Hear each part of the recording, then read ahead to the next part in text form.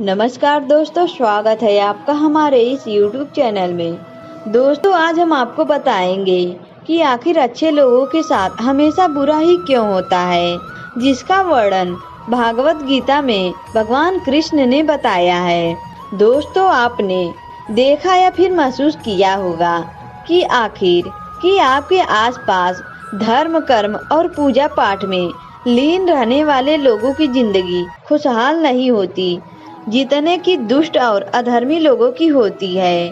और ये सब देखकर आपके भी मन में कभी न कभी ये सवाल जरूर आता होगा कि आखिर अच्छे लोगों के साथ बुरा क्यों होता है।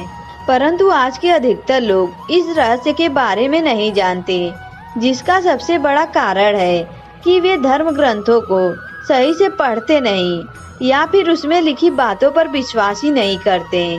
धर्म ग्रंथों में भागवत गीता एक ऐसा धर्म ग्रंथ है जिसमें मनुष्य के मन में उठने वाले हर प्रश्नों का हल विस्तार से बताया गया है। भागवत गीता में वर्णित कथा के अनुसार अर्जुन के मन में जब भी कोई दुविधा उत्पन्न होती थी, तब वो उसके समाधान के लिए श्री कृष्ण के पास पहुंच जाते थे। एक दिन की बात है, अर्जुन भगवान श्री कृष्ण के पास आए। उनसे बोले, हे वासुदेव, मुझे एक दुविधा ने घेर रखा है और इसका समाधान आप ही बता सकते हैं। तब श्री कृष्ण ने अर्जुन से कहा, हे धनंजय, अपने मन की दुविधा विस्तार से बताओ, तब मैं तुम्हें उसका हल बताऊंगा। तब अर्जुन बोले, हे नारायण, कृपा करके आप मुझे ये बताइए कि अच्छे लोगों के साथ हमेशा बुरा ही क्यों होता है, जबकि बुरे लोग हमेशा खुशहाल दिखते हैं। अर्जुन के मुख से ऐसी बातें सुनकर श्री कृष्ण मुस्कुराते हुए बोले, हे पार्थ, मनुष्य जैसा देखता है या फिर महसूस करता है, वास्तव में वैसा कुछ नहीं होता, बल्कि अज्ञानतावश वह सच्चाई को समझ नहीं पाता। श्री कृष्ण की बातें सुनकर अर्जुन हैरान हो गए और बोले, हे नारायण, आप क्या कहना चाहते हैं, मेरी समझ में नहीं आया। तब श्री कृष्ण बोले, अब मैं तुम्हें एक कथा सुनाता हूँ, जिसे जानने के बाद तुम समझ जाओगे कि हर एक प्राणी को उसके कर्मों के हिसाब से ही फल मिलता है, और जो बुरा कर्म करता है उसे बुरा फल मिलता है, और जो अच्छा कर्म करता है उसे अच्छा फल मिलता है। क्योंकि अच्छे कर्म और बुरे कर्म तो मनुष्य पर निर्भर करता है। प्रकृति प्रत्येक को अपनी राह चुनने का मौका देती है। अब इसका फैसला करना उसके हाथ में है कि वो किस राह पर चलना चाहता है।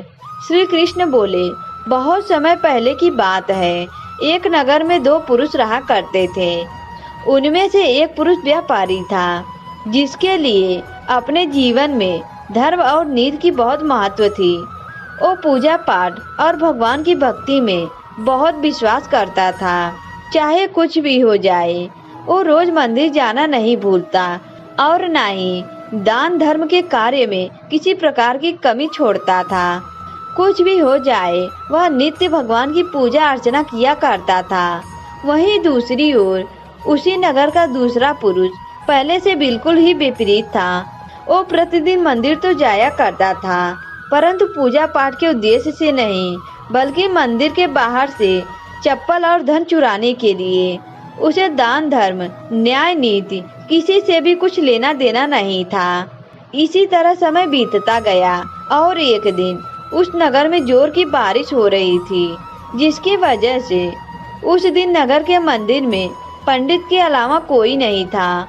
यह बात जब दूसरे पुरुष को पता चली तो उसके मन में ख्याल आया, अभी सही मौका है कि बारिश हो रही है, अभी सही मौका है मंदिर के धन को चुराने का। और वह बारिश में ही मंदिर पहुंच गया। मंदिर पहुंचकर उस बुरे व्यक्ति ने पंडित से नजर बचाते हुए मंदिर में मौजूद सारे धन को चुरा लिया और बड़ी प्रसन्नता से वहां से निकल गया। उसी समय धर्म कर्म में विश्वास करने वाला व्यापारी भी मंदिर पहुंचा और भगवान के दर्शन किए, परंतु दुर्भाग्य से मंदिर का पुजारी उस भले व्यापारी को ही चोर समझ बैठे और शोर मचाने लगा। शोर सुनकर मंदिर में लोगों की भीड़ जमा हो गई और सभी लोग उस भले व्यापारी को ही चोर समझ बैठे और उसे अपमानित करने लगे।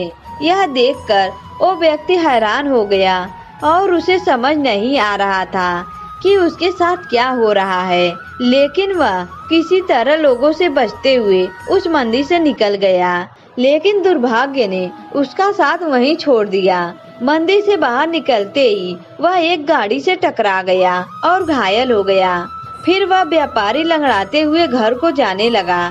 तभी रास्ते में उसकी मुलाकात उस दुष्ट व्यक्ति से हुई जिसने मंदिर का धन चोरी किया था। वह झूमता नाचता हुआ जोर शोर से बोलते हुए जा रहा था कि आज तो मेरी किस्मत ही चमक गई, एक साथ वो भी इतना सारा धन मिल गया।